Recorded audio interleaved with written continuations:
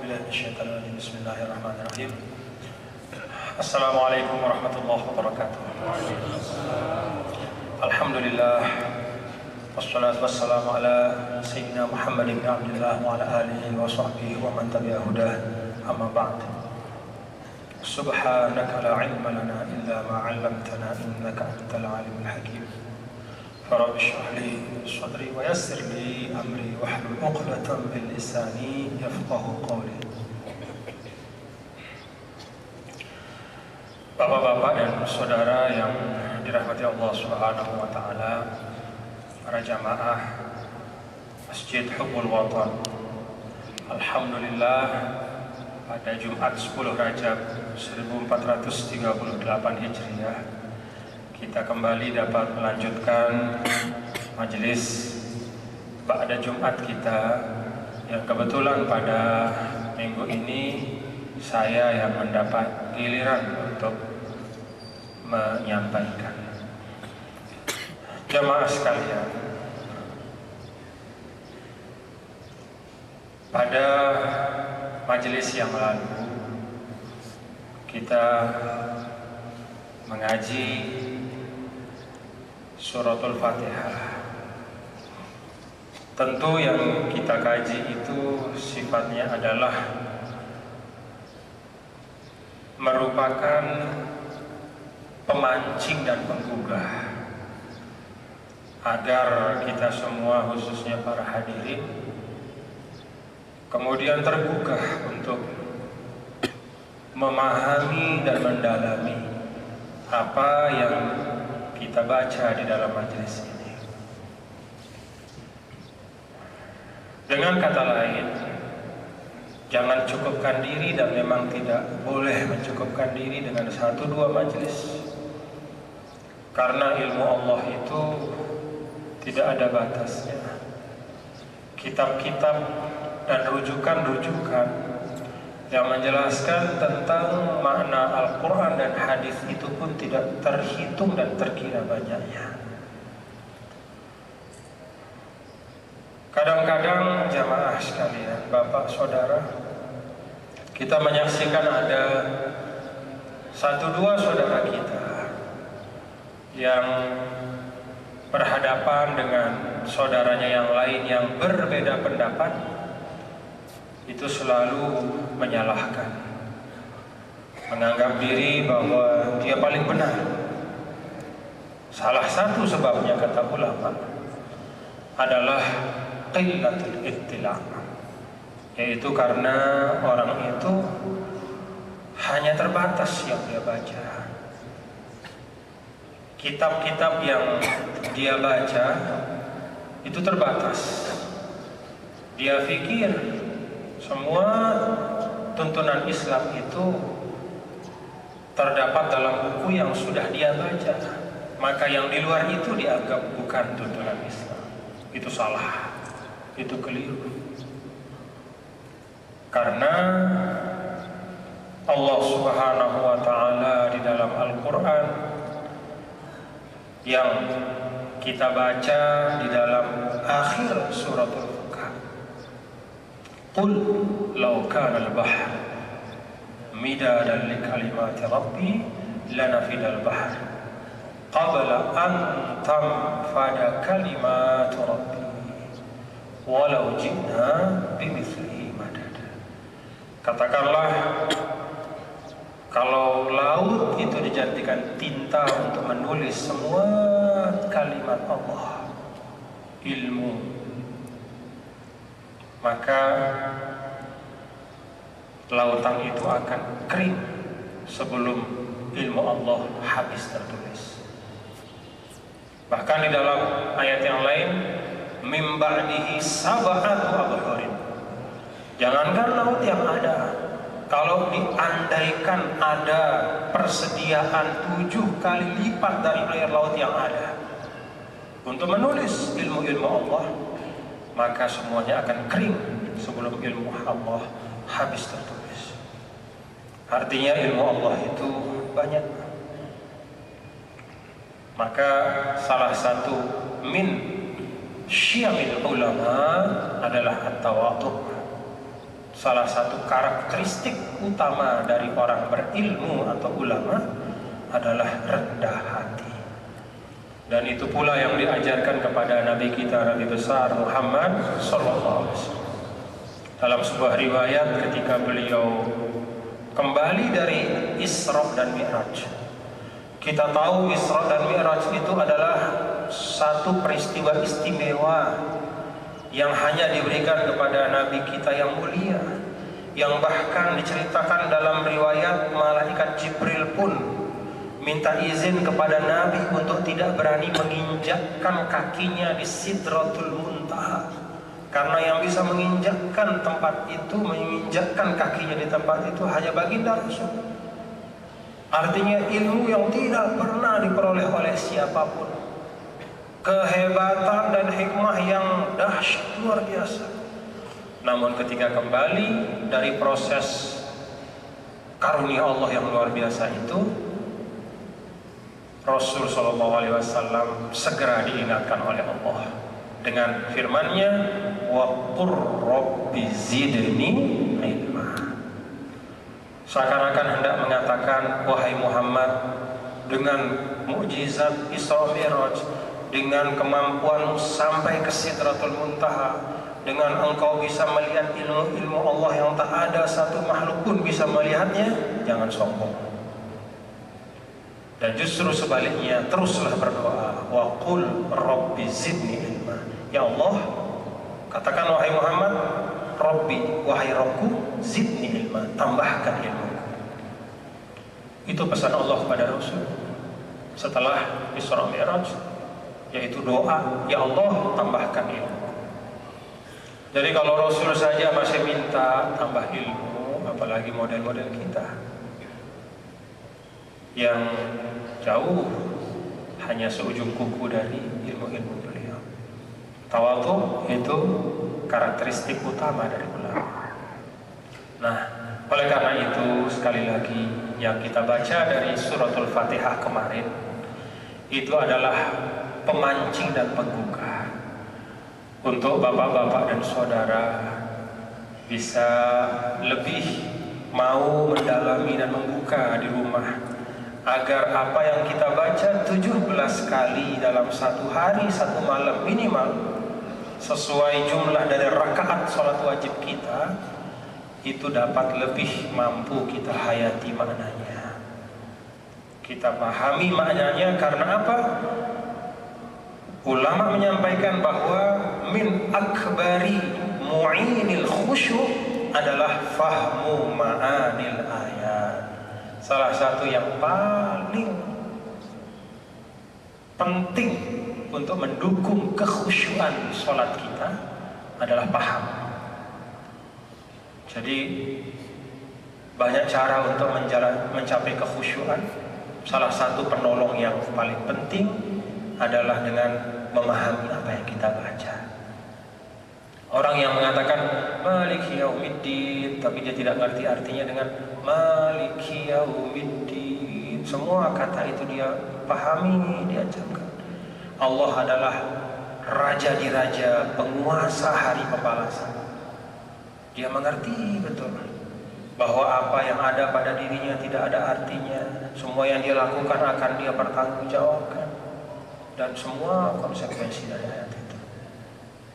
Mudah-mudahan kita bisa terpacu untuk mau terus mendalami ayat-ayat Allah. Selanjutnya mari kita lanjutkan. A'udzubillahi minasyaitonirrajim. Bismillahirrahmanirrahim. Alif Lam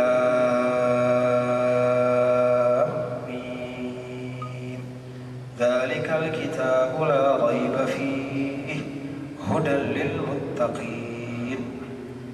Ini suratul Baqarah kita masuk. Suratul Baqarah dinamakan dengan nama ini karena di dalam suratul Baqarah yang jumlah ayatnya itu 286 ya kalau tidak salah, ada kisah tentang sapi betina yang diperintahkan oleh Allah Subhanahu wa taala kepada Bani Israel untuk dipotong. Alih-alih sami'na wa ata'na, berkelit dan mencari jalan untuk tidak melaksanakan. Ma launuha, dia tanya warnanya apa? Panjang pertanyaan. Pagah, ngeyel, dan tidak komit. Kisah itu kemudian dijadikan sebagai nama dari surah ini. Tentu bukan berarti dalam suratul Baqarah ini tidak ada kandungan yang lain. Justru suratul Baqarah ini disebutkan sebagai sanamul Quran.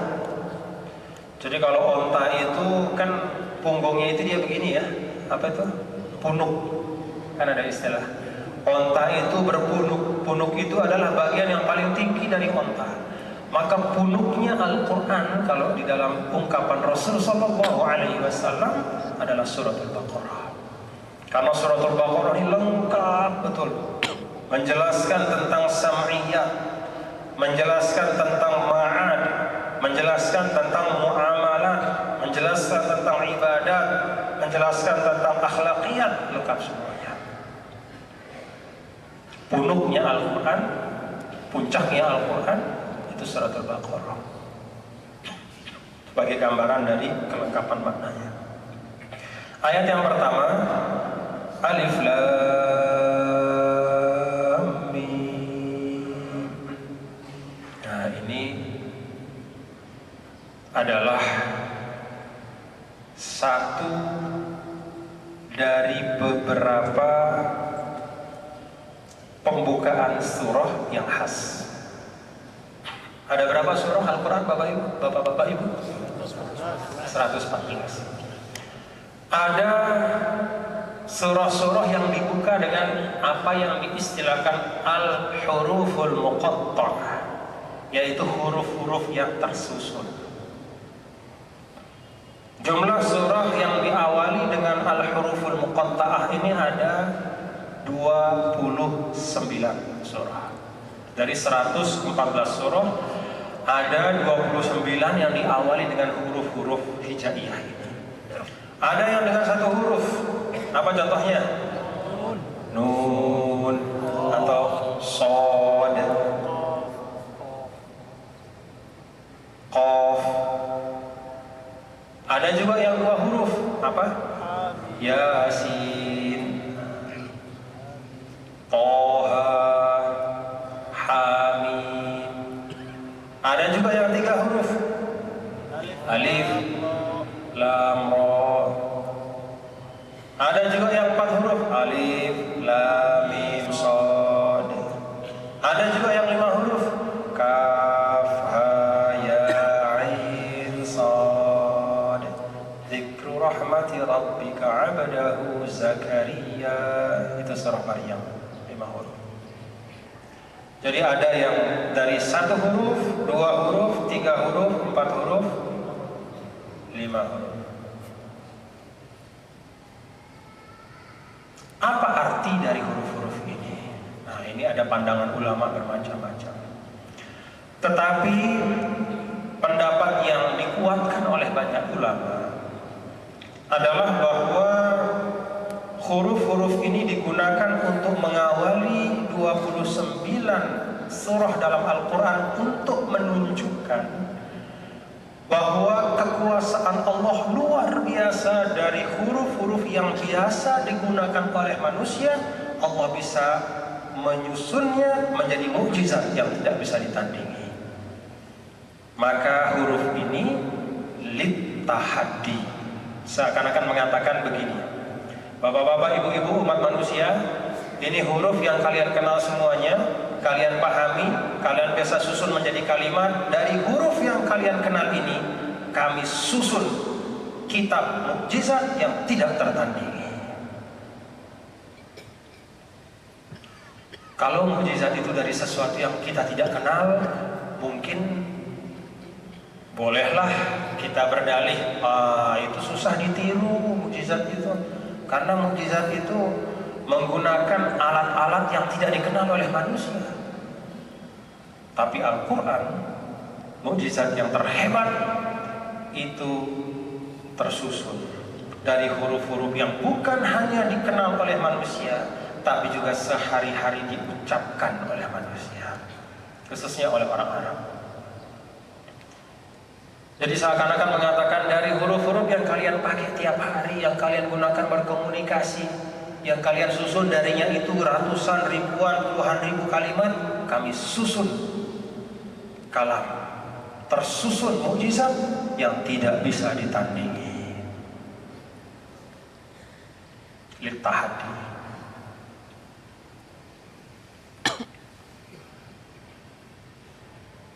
Ini salah satu pendapat ulama. Ada juga pendapat macam-macam yang lain-lain.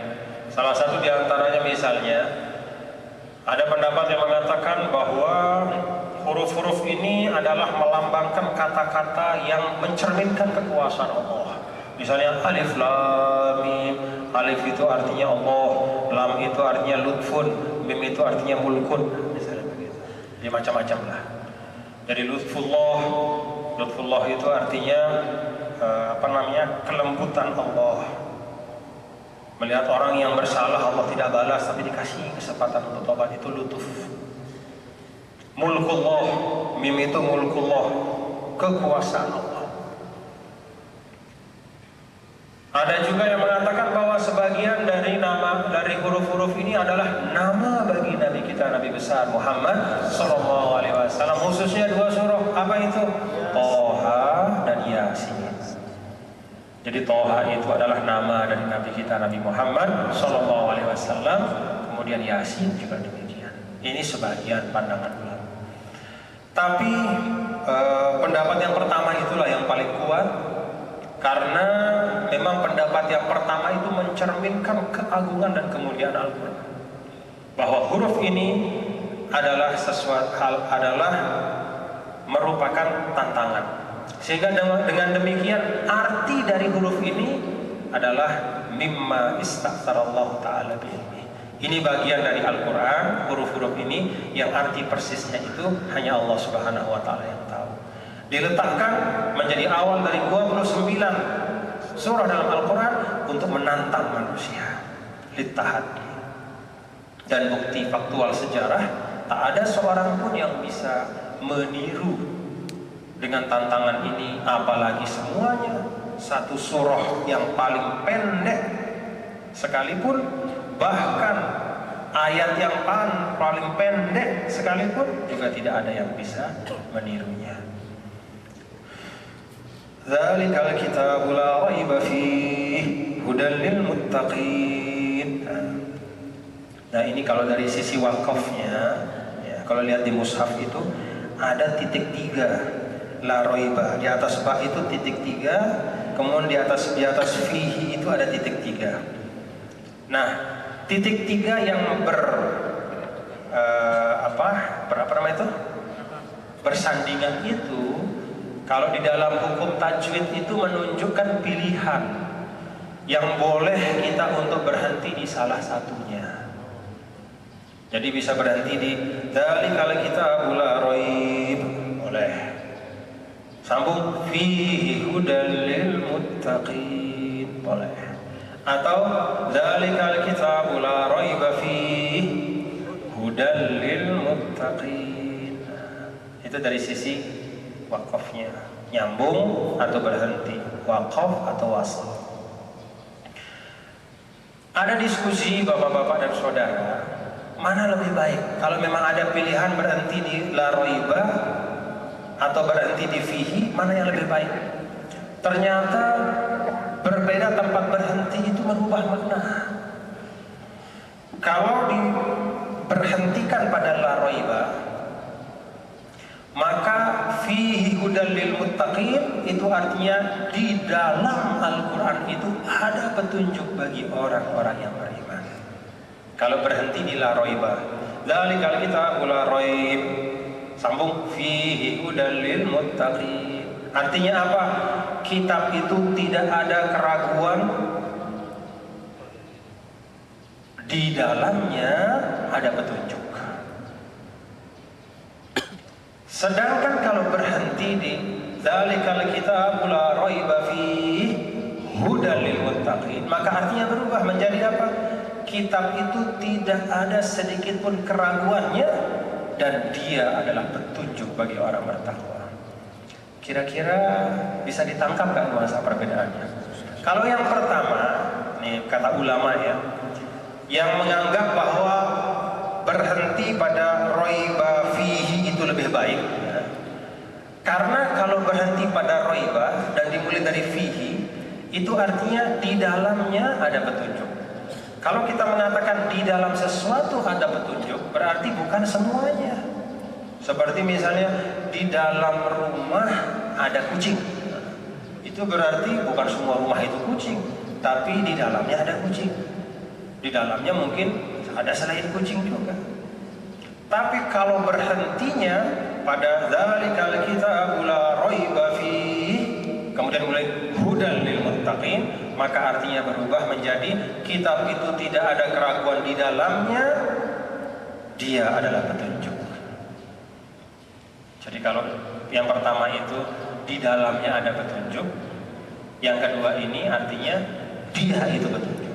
Kalau dia itu petunjuk berarti semua keseluruhannya, bukan lagi sebagiannya, apalagi seperempatnya.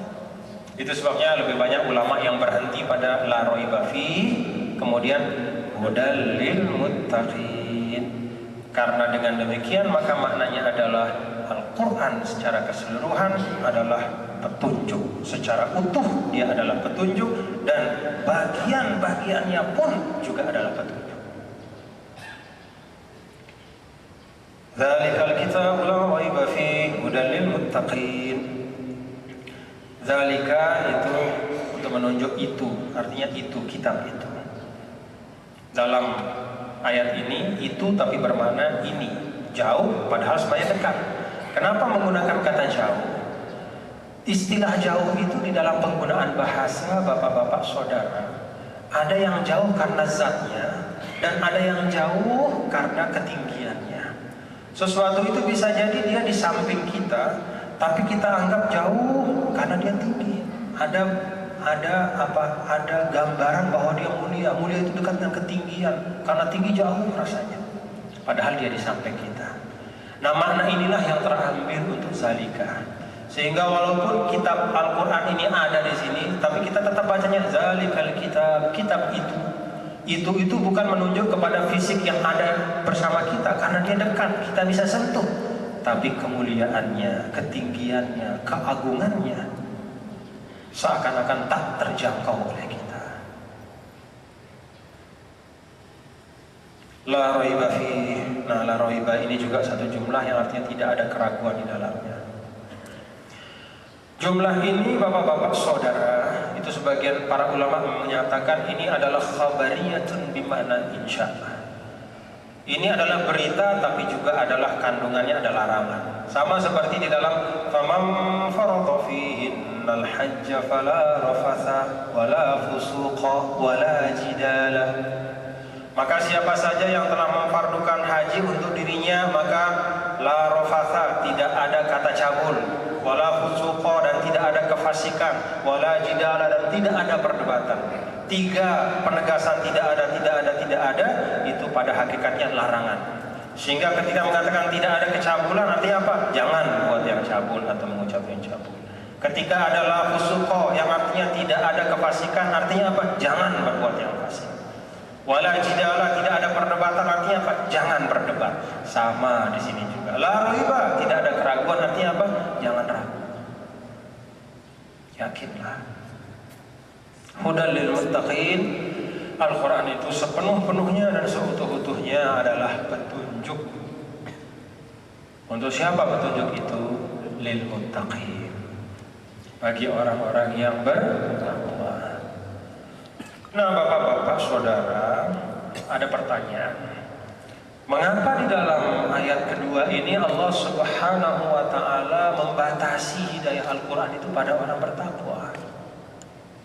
Bukankah Al-Quran ini hidayah bagi semua manusia? Bukankah Al-Quran itu hidayah bagi setiap orang? Setiap hamba Allah, dia adalah suatu hadiah Allah kepada seluruh umat manusia. Ulama mengatakan benar, Al-Quran itu adalah petunjuk bagi semua, tetapi yang bisa memanfaatkan petunjuknya dengan baik adalah orang-orang yang bertakwa. Hudal lil muttaqin, maka artinya adalah al-muntafi'ina bil hidayah humul muttaqun. Yang bisa memanfaatkan Al-Quran itu sebagai pedoman hidupnya adalah orang yang bertakwa. Jadi Al-Quran ini bisa 50% kita manfaatkan dalam hidup kita kalau takwa kita 50%. Kalau misalnya takwa kita 0%, maka 0% juga arti Al-Quran bagi hidup kita. Kalau takwa kita 70%, 70% pula kemanfaatan Al-Quran. Nah, di sini ada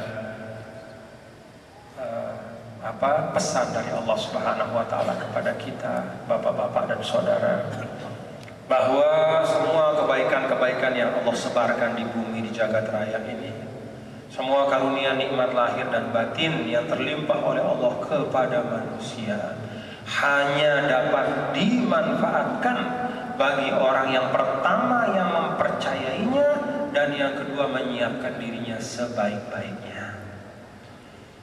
Allah Subhanahu wa taala kasih banyak sekali nikmat.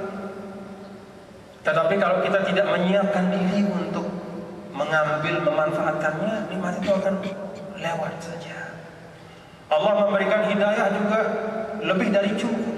Tapi kalau kita tidak buka hati, tidak bisa kita serap hidayah itu.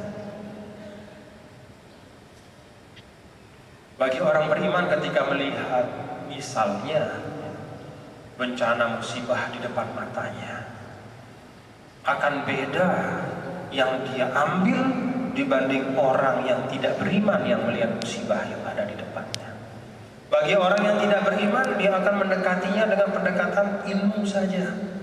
Wah, ada musibah, ini banjir, berarti ada sebab-sebab yang harus kita tangani. Tapi kalau orang beriman, selain dia memahaminya sebagai suatu hal yang secara ilmiah bisa dikaji dan dicari solusi, tapi pada saat yang sama dia menerimanya sebagai bagian dari teguran Allah Subhanahu wa taala, bagian dari tanda-tanda kebesaran Allah yang membuatnya harus lebih rendah hati dalam kehidupan. Fenomenanya bisa sama, tapi mata iman dan mata tidak beriman itu menangkapnya berbeda. Demikian pula Al-Quran ini, orang-orang yang mustasyriqin atau orientalis itu mereka mempelajari Al-Quran tapi memang tidak mengimaninya. Mereka mempelajari Al-Quran untuk melihat kelemahan-kelemahan, untuk kemudian mereka gunakan untuk membuat orang yang beriman itu ragu terhadap Al-Quran. Yang dia baca sama dengan yang kita baca, ilmu yang mereka kuasai pun tidak jarang lebih hebat dari kita dalam sisi bahasanya, tapi yang mereka tangkap dengan kita itu pasti berbeda. Kalau orang beriman membaca Al-Quran dengan penuh kekhusyuan, keimanan dan penyerahan diri. Nah, itulah suasana hati dan kesiapan mental yang harus terus kita siapkan sehingga bisa menjadi huda, menjadi petunjuk bagi kita. Alladzina yu'minuna bil ghaibi wa yuqimuna as-salata wa mimma razaqnahum yunfiqun. Ayat ketiga ini menyebutkan tiga hal. Siapa orang-orang yang bertakwa itu? Pertama, mereka yang beriman kepada yang gaib. Yang gaib itu secara sederhana adalah as-sam'iyat, itu gaib. Apa arti as-sam'iyat? Segala macam perkara yang kita percayai karena kita menerimanya dari Allah, karena kita dengar Allah dan Rasulnya menyampaikan. Di dalam Al-Quran misalnya Allah Subhanahu wa ta'ala menyampaikan Al-Qari'atu Al-Qari'ah, datanglah sang penggedor itu, yang menggedor. Apa itu? Yaitu hari kiamat. Percaya tidak kita kepada hari kiamat itu? Ya percaya. Kenapa? Karena kita dengar. sampai kepada kita di Al-Quran, itu sam'iyah. Di dalam hari kiamat itu ada, misalnya di dalam surah Ar-Rahman, waliman khafa maqama rabbih jannatan fabi'ayyi ala'i rabbikuma tukadziban zawata afnan fabi'ayyi ala'i rabbikuma tukadziban fihima 'ainani tajriyan fabi'ayyi ala'i rabbikuma tukadziban fihima min kulli fakihatin zawjan. Terus percaya tak bahwa nanti bagi orang yang takut kepada Allah, orang yang ketika dia akan melanggar tuntunan Allah, dia segera menarik dirinya karena dia malu kepada Allah, Allah siapkan 2 surga. Di dalam 2 surga itu di masing-masingnya ada air yang mengalir. Di dalam 2 surga itu di masing-masingnya ada pasangan-pasangan buah-buahan yang indah. Ini sam'iyah yang eksistensinya kita imani karena kita mendengarnya, kita menerimanya dari Allah dan dari Rasulnya. Itu al-ghaib yang utama, as-sam'iyah, pemberitahuan. Malaikatun ila 'alaiha malaikatun ghilazun shidadun la ya'suna Allah ma amaru. Nanti di surga, di neraka itu untuk ayat ini, 'alaiha malaikatun ghilazun shidadun, ada malaikat-malaikat yang bengis, shidad yang ganas. La ya'suna Allah ma amaru, siap untuk melaksanakan perintah Allah. Percaya tak? Percaya. Sami'na wa ata'na. Kenapa kita percaya? Allah memberitahu kita di dalam kitab yang tidak ada keraguan di dalamnya. Nah, ini esensi keimanan itu di sini yang paling utama.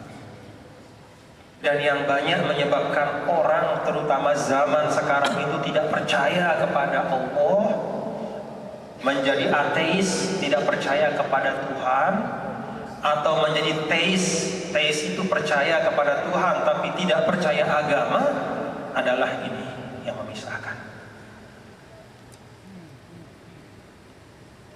Karena manusia itu ya terus terang, zaman sekarang kan banyak yang sengaja atau tidak sengaja, sadar tidak sadar terjerembab dalam apa yang disebut dengan materialisme, yaitu percaya, berpaku, berpegang pada apa yang bisa dia lihat dengan matanya, dia bisa sentuh dengan tangannya, dia bisa cium dengan telinganya, dengan hidungnya dia bisa dengar dengan telinganya, dia bisa rasakan dengan saraf-saraf tubuhnya. Di luar itu dia tidak percaya. Maka esensi dari iman yang utama itu adalah yang pertama, beriman kepada yang gaib. Di situ ukuran keimanan. Dari zaman dulu seperti itu, dari zaman jahiliyah juga begitu. Kalau ditanya siapa yang menciptakan langit bumi, mereka mengatakan Allah. Siapa yang menciptakan? Allah. Tetapi apa? Wa ma yuhlikuna illa dahr. Tapi dia tidak percaya kepada hari akhir. Dia tidak percaya ada hari kiamat. Ya sudah, kita hidup saja, mati saja. Habis saja, sudah selesai. Kalau kita tidak, sebagai orang beriman kita percaya setelah hidup ini ada hidup berikutnya, dan itulah hidup yang kekal di akhirat. Maka beriman yang paling pokok adalah beriman kepada sam'iyah. Semua berita-berita yang disampaikan oleh Allah dan Rasulnya, kalau Allah melalui Al-Quran jelas, kalau Rasul SAW melalui hadis yang sahih, kita terima dengan ketundukan hati, dengan penuh keikhlasan. Wa yuqimuna shalah, kemudian ada bukti atas keimanan itu, yaitu menegakkan sholat. Ini juga batu uji. Kira-kira bapak-bapak, ini penyebutan ini juga menggambarkan tingkatan-tingkatan ujian. Jadi yang paling berat sekali memang adalah ketika sampai pada sam'iyah. Apalagi orang sekarang, apa itu yang gaib-gaib? Tidak percaya. Selanjutnya, kalau sudah percaya dengan al-ghaibiyat atau sam'iyat, tantangannya adalah menegakkan salat. Ada orang yang percaya pada Allah tapi malas sholat. Bukan hanya ada, banyak. Di Indonesia namanya Islam KTP. Nggak tahu ya. Di Indonesia macam-macam istilahnya, orang Indonesia ini banyak sekali. Islam KTP. Nggak ada bahasa Arabnya itu Islam KTP. Wa mimma razaqnahum yunfiqun. Ini yang ketiga. Ada orang beriman, ada yang rajin sholat tapi bakhil. Mana lebih gampang, sholat atau mengeluarkan zakat? Mana lebih banyak orang rajin sholat atau orang rajin berzakat?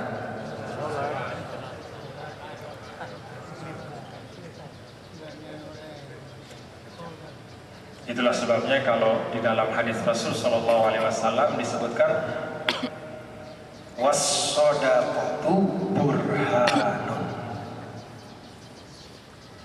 Jadi kalau dalam hadis itu disebut was-shalatu nurun, salat itu adalah cahaya yang menerangi kehidupan, menyambung kita dengan langit. Maka zakat dan sedekah itu adalah bukti tak terbantahkan dari iman kita. Dengan kata lain, kalau masih bakhil, kalau masih tidak mau berzakat padahal sudah wajib atasnya, kalau tidak mau bersedekah padahal ada keluangannya, maka bukan berarti imannya diragukan, tapi bukti nyatanya belum kelihatan.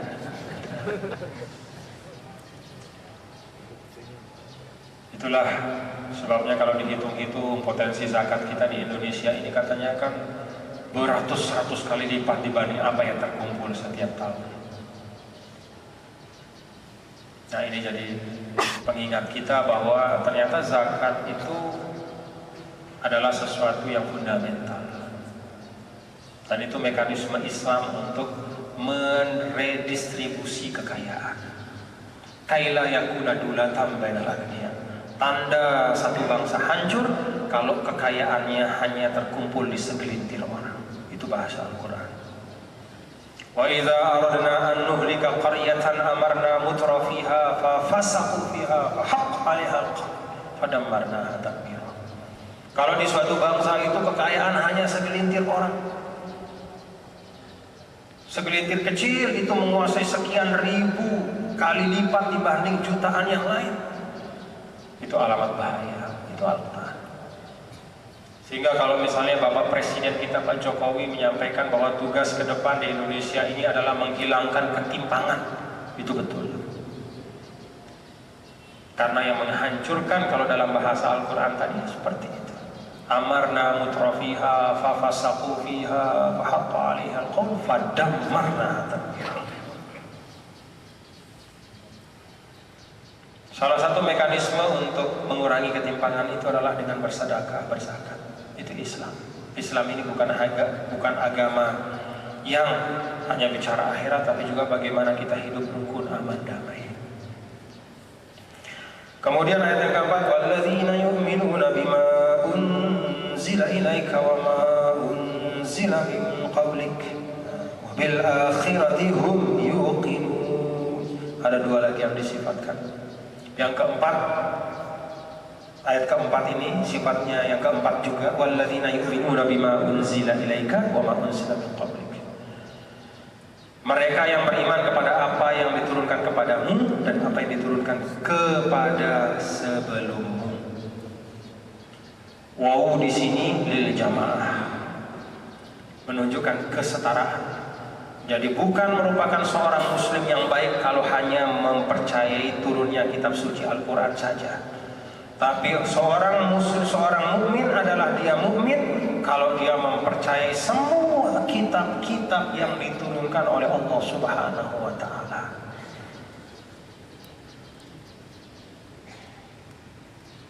Kita percaya Allah menurunkan banyak kitab suci. Ada Zabur, Taurat, Injil. Selain kitab-kitab juga ada suhuf, lembaran-lembaran, suhufu Ibrahim, apa yang diturunkan kepada Nabi Ibrahim. Dan pamungkasnya adalah kitab suci Al-Quran. Wa bil akhirati hum yuqinun.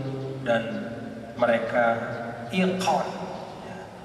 Yuqinun, iqan itu lebih dalam lagi dari sekedar meyakini. Jadi iqan itu adalah yakin yang tutup, yakin terhadap akhirat. Kira-kira begitu bapak-bapak ibu? Ya. Kita mengaku tutup-tutup yakin, tapi kelakuan kita di dunia ini seperti tidak ada akhirat. Kadang-kadang itu kita hidup seakan-akan tidak ada akhirat. Tabrak saja, halal haram tidak peduli, yang penting terpenuhi. Nauzubillah. Nanti ada pilkada sebentar lagi. Ya, kita doa mudah-mudahan pilkadanya lebih baik lagi, lebih terhormat lagi. Cara-cara yang ditempuh, cara-cara yang baik. Jauh dari saling memfitnah, jauh dari saling memecah belah.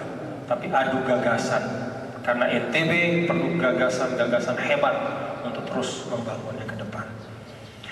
Ulaika ala hudam mir rabbihim wa ulaika humul muflihun. Nah, mereka yang memenuhi 5 pokok tadi itu, mereka adalah orang yang ala huda. Mereka berada di atas petunjuk. Bapak-bapak, ala itu dalam bahasa Arab artinya di atas. Arti ala itu liifadati tamakkun. Tamakkun itu seperti kita nunggang kuda, bluk. Seakan-akan ayat Al-Quran ini mengatakan mereka itulah yang mantap di atas petunjuk. Ada juga orang yang karena imannya naik turun, sholatnya agak-agak gimana begitu. Itu seperti orang goyang-goyang. Bukan seperti orang tak goyang seperti apa tuh? Kalau naik jet ski itu goyang bisa lepas sedikit blok jatuh. Nah, kalau yang 5 hal ini dia betul-betul konsisten padanya, keimanan kepada samiyatnya kokoh, penegakan sholatnya itu betul-betul konsisten di masjid 5 waktu sedapat mungkin selama dia tidak sakit, tidak ada halangan, tidak ada uzur, tidak hujan besar misalnya. Kemudian dia tunaikan zakat dengan setiap saat menghitung sebaik-baiknya, bahkan ketika belum sampai dia wajib zakat dia tidak bakhil bersedekah. Keimanannya pada kitab-kitab suci dia jaga, sedikit pun dari mulutnya tidak keluar ucapan yang menistakan kitab suci. Kemudian kepada akhirat dia kokoh kuat imannya. Itu seperti orang yang kokoh di atas pelana kuda. Dia kokoh di atas hidayah, tak tergoyahkan. Ala huda. Jadi petunjuk itu bukan hanya menghiasi dirinya, tapi dia seperti menunggangi petunjuk itu. Artinya kokoh, kuat, tak tergeser. Ya, kalau masih merasa bergeser-geser ya berarti belum. Tolong kalau kita masih merasa sholat 5 waktu kita dengar azan masih kita berat menjawab azan, nah itu berarti belum, masih belum ulaika ala hudan. Mungkin ulaika apa ya sedikit lah, bukan ala hudan atau ala janibin, mungkin ya sebagian 50% masih bisa goyang-goyang. Nah, tugas kita kokohkan diri sehingga hidayah itu tidak lagi sekedar mampir kepada kita, tapi kita bisa menungganginya secara kiasan, seperti kita menunggang kuda kokoh kuat. Wa ulaika humul muflihun, dan mereka itulah orang-orang yang sukses, berhasil, orang-orang yang menang. Wallahu subhanahu wa ta'ala alam. Nah, bapak-bapak dan saudara, dari 5 ayat ini kiranya kita dapat mengambil banyak pelajaran. Yang intinya adalah bahwa iman itu komitmen, harus terwujud dalam kelakuan, dalam sikap, dalam perilaku, dalam amal nyata, dan itu membutuhkan proses untuk terus kita tingkatkan dari waktu ke waktu, dan membutuhkan pengorbanan, membutuhkan kesungguhan, membutuhkan kerendah hatian. membutuhkan keimanan, ketulusan dan keikhlasan. Itu sebabnya ya, ditambahan sedikit. Mengapa Nabi kita, Nabi besar Muhammad SAW pernah bersabda, la yadkhulul jannata man kana fi qalbihi mithqal dzarratin min kibrin. Atau kama qala, takkan masuk ke dalam surga orang yang di dalam hatinya itu adalah benih kesombongan. Benih kesombongan. Kenapa bapak-bapak dan saudara sekalian? Karena kesombongan dalam perilaku, kalau dipelihara dia bisa menjadi kesombongan terhadap Allah dan Rasulnya. Dan ketika kesombongan sudah menjadi kesombongan kepada Allah dan Rasulnya, itu awal dari akhir, awal dari hilangnya iman pada diri seorang. Maka Rasul mengingatkan kita dari awal, jangan pelihara kesombongan dalam hal apapun. Di dalam kita bergaul dengan orang lain, mungkin kita merasa, wah jabatan saya lebih tinggi dari dia, atau saya punya harta lebih dari dia, atau saya punya ilmu lebih dari dia, atau mungkin merasa, wah saya lebih hebat dari dia, dia kurang dibanding saya. Kesombongan kecil itu hal remeh saja. Kita melihat orang bicara begagak misalnya, apa begagak itu? Terbata-bata misalnya. Kemudian ada dalam diri kita, saya lebih hebat dari dia. Itu bibit kesombongan. Kalau dibiarkan, yang namanya bibit kesombongan itu akan mencari hal-hal yang lebih besar lagi untuk disombongkan. Maka kalau itu bercampur dengan ilmu, bercampur dengan kekuasaan, bercampur dengan kesehatan, bercampur dengan harta, lahirlah Fir'aun. Dari mulai dia menyombongkan, konon dalam satu riwayat, katanya Fir'aun itu sekali makan 1 onta. Dia tidak pernah buang air kecuali 40 hari sekali. Jadi dia tidak repot-repot seperti bapak-bapak. Dia tidak pernah sakit walaupun hanya pusing. Maka dari hal-hal kecil itu dia mulai sombong. Saya tidak seperti menteri saya ini bolak-balik kamar mandi, saya tidak pernah sakit perut. Orang makan itu sedikit sudah kenyang, kok saya makan banyak, tidak pernah pecah perut saya, sehat terus. Tidak pernah pusing, teman-temannya pada stroke segala macam, dia tidak pernah. Jangan stroke, pusing saya tidak. Sombongan kecil-kecil, akhirnya apa? Dia pelihara kesombongan itu, akhirnya kesombongan itu mencari objek untuk disombongkan. Pada akhirnya apa puncaknya? Ana rabbukumul a'la. Dia proklamirkan, hei orang Mesir, saya ini bukan hanya raja, tapi saya Tuhan yang paling hebat. Itu sebabnya Rasul mengingatkan jangan sombong. Hal-hal kecil, kesombongan yang kecil itu akan membawa pada kesombongan besar dan pada akhirnya menggerogoti, mencabut iman dalam diri kita. Mari kita bangun NTB, mari kita menjadi warga masyarakat, kita menjadi umat, individu-individu yang punya kerendahan hati. Kita rendah hati, tawadhu. Kata Rasul, man tawadhu'a rafa'ahullah. Siapa orang yang rendah hati, Allah akan angkat. Siapa orang yang sombong, Allah akan jatuhkan. Na'udzubillah min dzalik. Allah Subhanahu wa taala alam. Dan sifat rendah hati ini adalah modal juga untuk membangun negara yang kita cintai. Kalau kita sebagai warga bangsa ini satu sama lain saling menyombongkan diri, menganggap yang lain kurang dibanding kita dari sisi pengabdian, komitmen terhadap republik, itu awal perpecahan. Semua kita insya Allah punya komitmen yang sama untuk republik ini, dan kita sama-sama mencintainya sebagai karunia dari Allah yang wajib untuk kita jaga, kita majukan, kita makmurkan. Mari kita saling mendukung dalam kebaikan dan saling menyokong dalam amal soleh. Allah Subhanahu wa taala alam. Allahumma fiq wal hadida sabil rasyad. Wassalamualaikum warahmatullahi wabarakatuh. Ada waktu sekitar 15 menit, mungkin ada yang ingin memberi masukan, usulan atau koreksi terhadap apa yang saya sampaikan. Silakan. Bismillahirrahmanirrahim. Assalamualaikum warahmatullahi wabarakatuh.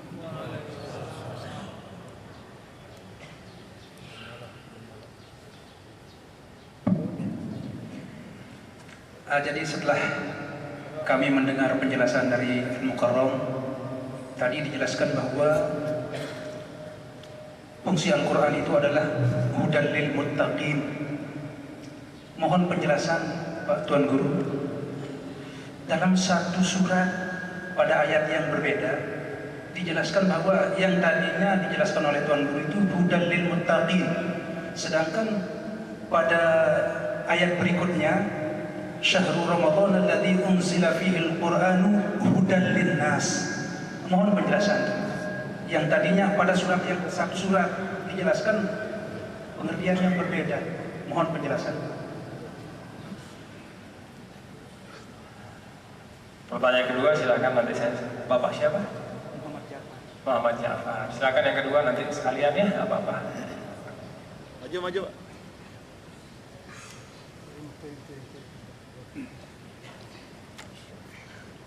Assalamualaikum warahmatullahi wabarakatuh. Bapak Tuan Guru, yang mau bertanya tapi bukan ayat yang ditafsirkan barusan. Ayatnya wa ilal ardi kaifa sutihat dan wa ilal ardi wa ma bahaha wal ardi wa ma bahaha. Sebagian mufassir mengatakan bahwa bumi ini datar gitu, terus dan banyak ilmuwan juga yang menafsirkan demikian. Mohon penjelasannya. Terima kasih. Satu lagi. Siapa yang tadi namanya? Satrian. Satria. Satu lagi siapa? Bumi datar ya. Silakan satu lagi.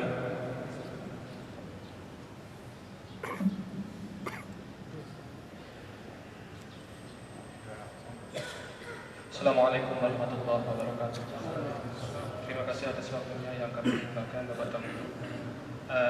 Terkait dengan dalil muttaqin bagi orang-orang yang bertakwa. Ini ada ayat lain Bapak Tuan Guru terkait dengan perbedaan pendapat juga. Mohon kami jelaskan tafsir dan mana yang jelas terkait dengan ar-rijalu qawwamun 'alan nisa. Karena banyak kita lihat presiden, gubernur, wali kota, bahkan sampai kepala sekolah ada yang dari kalangan perempuan. Apakah tidak melanggar ayat tadi? Terima kasih. Assalamualaikum warahmatullahi wabarakatuh. Waalaikumsalam warahmatullahi wabarakatuh. Terima kasih. Ini pertanyaan sulit ya. Jadi saya jawab biasa kemampuan saya. Pertama tentang ayat syahrul ramadan alladzi unzila fihi al-Qur'an hudan lin-nasi wa bayyinatin minal huda wal furqan. Sama surahnya suratul Baqarah.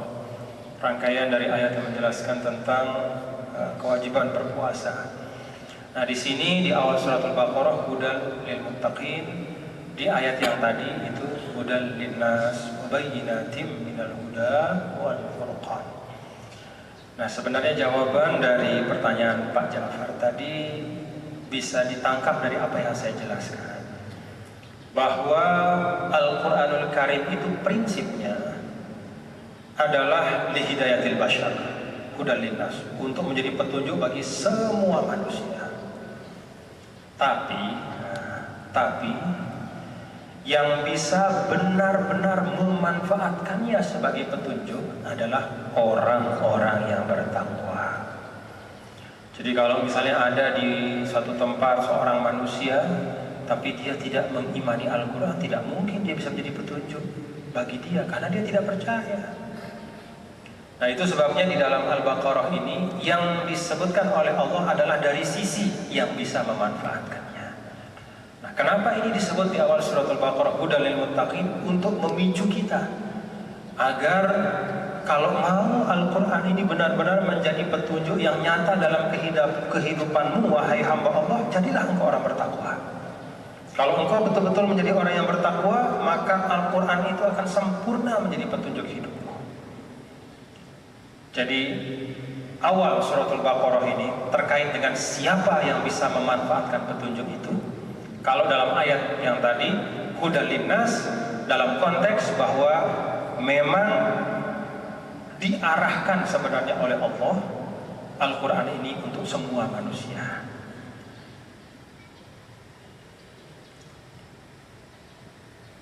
Tapi yang bisa memanfaatkannya menjadi petunjuk adalah orang-orang yang mengimaninya dan bertakwa kepada Allah. Nah, jadi saling melengkapi sebenarnya ya. Jadi yang pertama itu berkaitan dengan pokok prinsipnya Al-Quran untuk semua manusia, terbuka, silahkan siapapun bisa membaca, mengkaji dan segala macam. Tapi dia bisa menjadi nyata petunjuknya, bisa menggerakkan kita menjadi pedoman kalau kita bertakwa. Kira-kira seperti itu, Ustaz ya.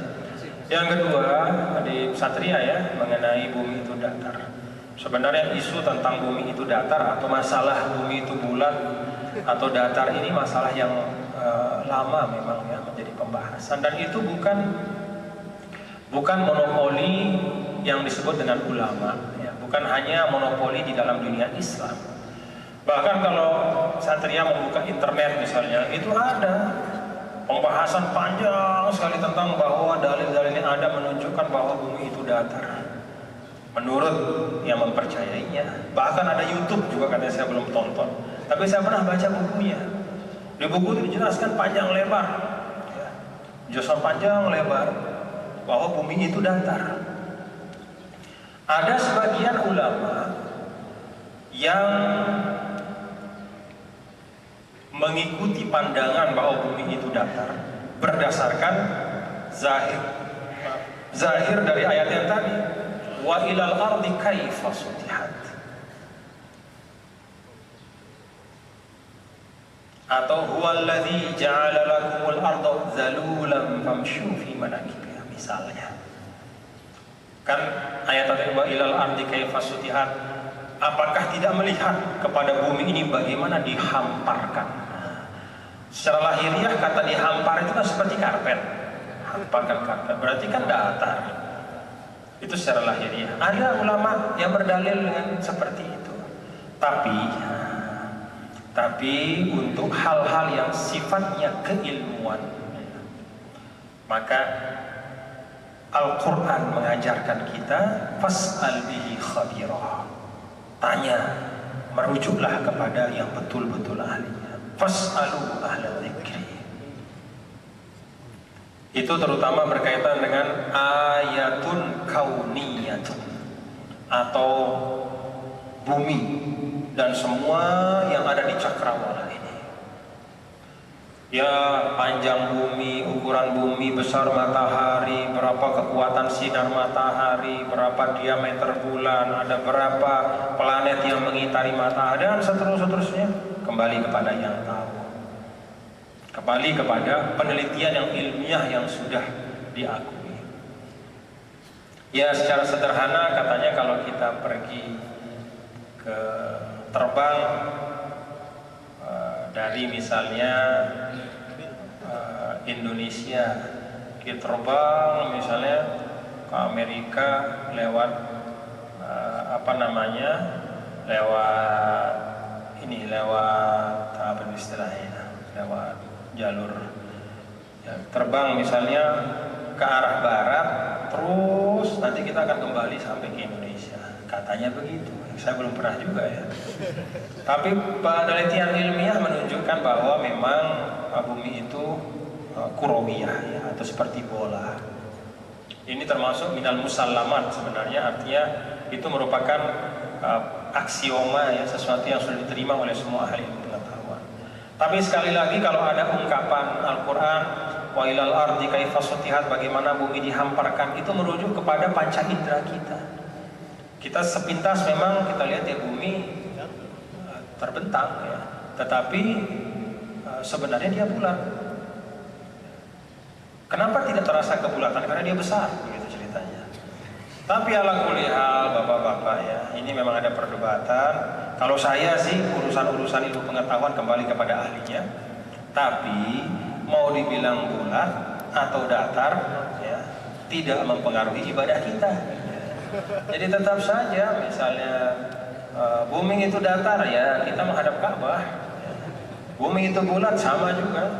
Jadi ini bagian-bagian yang serahkan pada ahlinya, tidak mempengaruhi ibadah kita, insya Allah iman kita Karena yang paling penting kita meyakini bahwa bumi dan segala isinya ini adalah ciptaan Allah, ciptakan untuk manusia, untuk kita kelola, menjadikan diri kita hamba Allah yang baik. Gitu.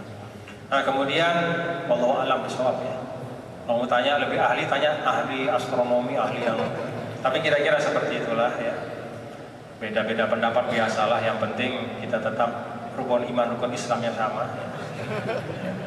Ada memang dalam suasana seperti sekarang ini ya, ada orang yang mengejek-ngejek, wah itu ahli bumi datar katanya kan, mengejek katanya sebagian dari ulama Islam atau umat Islam percaya bumi datar, sehingga diejek seperti itu oleh orang yang lain. Padahal sebenarnya yang paling banyak menganggap bahwa bumi itu datar bukan dari umat Islam sebenarnya, tapi justru dari umat non-Muslim ya. Banyak sekali tulisan-tulisan tentang itu ditulis oleh orang Amerika, oleh orang Inggris, oleh orang Jerman apa. Ya itu satu pandangan. Kalau saya sih dalam kehidupan ini kita berlapang dadalah bapak-bapak ya. Perbedaan pandangan itu banyak sekali. Yang penting ibadah kita terjaga, akidah kita terjaga, itu yang paling penting. Terakhir dari bapak siapa tadi? Bapak. Ya. Apa ya yang ditanyanya tadi? Ar-rijalu qawwamuna 'alan nisa bima faddala Allahu ba'dahum 'ala ba'din wa bima anfaqu min amwalihim. Ini adalah bagian dari surah apa nih? An-Nisa ya. Surah An-Nisa. Ar-rijalu qawwamuna 'alan nisa, bahwa para laki-laki adalah qawwamun ya. Pemimpin atas kaum perempuan. Terhadap ayat ini ada beberapa fakta. Pertama, ayat ini terkait dengan urusan keluarga, itu yang pertama. Jadi laki-laki dan perempuan di sini lebih dimaknakan di dalam urusan keluarga. Kenapa bisa disebutkan bahwa konteks ayat ini adalah untuk urusan keluarga? Karena lanjutan dari ayat ini. Apa lanjutannya? Bima faddalallahu ba'dahum 'ala ba'din wa bima anfaqu min amwalihim. Karena Allah Subhanahu wa taala memang membedakan antara dua jenis ini, laki dan perempuan, dan karena laki-laki itu menafkahi perempuan. Nah, kalau urusan menafkahi ini berarti kan konteksnya suami kepada istri. Jadi itu yang pertama. Ini memang konteksnya lebih kepada hubungan suami istri. Itu yang pertama. Yang kedua, qawamatur rijal, kepemimpinan laki-laki ini bukan qawamatul istibdad kata ulama. Bukan berarti yang laki semau-maunya sama istri, tidak. Tapi qawamatul mas'uliyah, yaitu kepemimpinan dalam dimensi tanggung jawab. Bukan kepemimpinan dalam makna struktural. Saya lebih tinggi dari kamu, kamu di kaki saya. Bukan. Tapi qawamatul mas'uliyah wa laysat qawamatul istibdad. Itu kedua. Jadi kepemimpinan, pengayoman, pengayoman lebih baik. Pengayoman di sini adalah maksudnya pengayoman dalam konteks atau dimensi tanggung jawab, melindungi, mengayomi, menjaga. Bukan pengayoman dalam arti menindas atau menyakiti. Itu yang kedua. Yang ketiga, dari lanjutan ayat yang saya bacakan tadi, kita memahami bahwa pengayoman dan kepemimpinan ini tidak serta-merta diperoleh oleh laki-laki yang menjadi suami. Kalau dia tidak melaksanakan wa bima anfaqu min amwalihim, dia tidak berhak untuk mengakui atau bergagah-gagahan saya pemimpin keluarga, tapi tidak mau kasih nafkah. Jadi lanjutan ayat ini itu syarat wa bima anfaqu min amwalihim. Dia menjadi pemimpin bagi istrinya adalah karena dia menafkahi istrinya. Jadi hati-hati bapak-bapak. Kalau tidak mau menafkahi istri itu bukan rijal lagi. Rijal itu kan dari rijlun sama akar katanya. Rijlun itu artinya naik. Jadi kenapa laki-laki dibilang naik? Benaik karena dia kerja. Jadi kalau laki-laki tidak mau kerja itu bukan rijal. Setengah rijal mungkin. Rupanya saja laki tapi tidak mau bergerak, tidak mau melangkah, tidak mau bekerja, tidak mau bersusah-susah, ongkang-ongkang kaki. Sudah begitu bergaya lagi depan istrinya. Saya suami. Tidak bisa begitu. Islam itu selalu meletakkan sesuatu dalam dua sisi. Jadi ada hak, ada kewajiban. Ada kehormatan, ada tanggung jawab.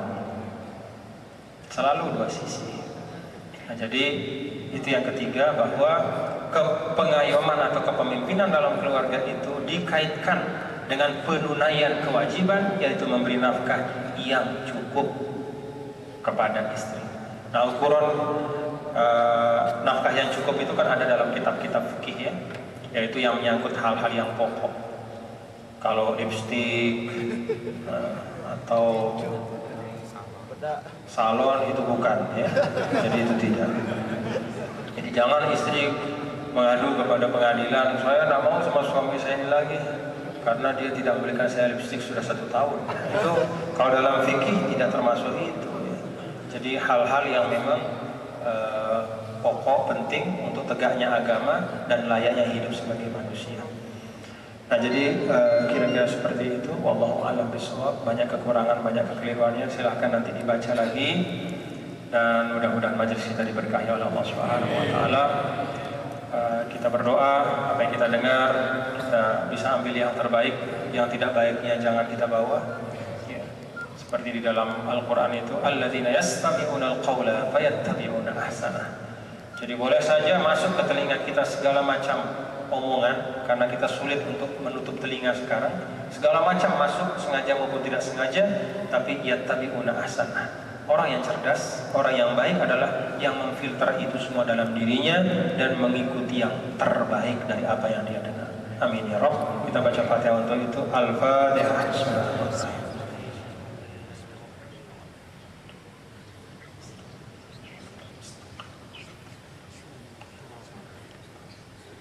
ربنا تقبل منا انك انت السميع العليم تب علينا انك انت التواب الرحيم ربنا انفعنا بما علمتنا وعلمنا ينفعنا ربنا انفعنا بما علمتنا وعلمنا ينفعنا ربنا انفعنا بما علمتنا وعلمنا ما ينفعنا برحمتك وكرمك يا اكرم الاكرمين وصلى الله وسلم على سيدنا مولانا محمد والحمد لله رب العالمين سبحانك اللهم. Terima kasih, mohon maaf banyak kekurangan kekhilafan. Assalamualaikum warahmatullahi wabarakatuh. Waalaikumsalam.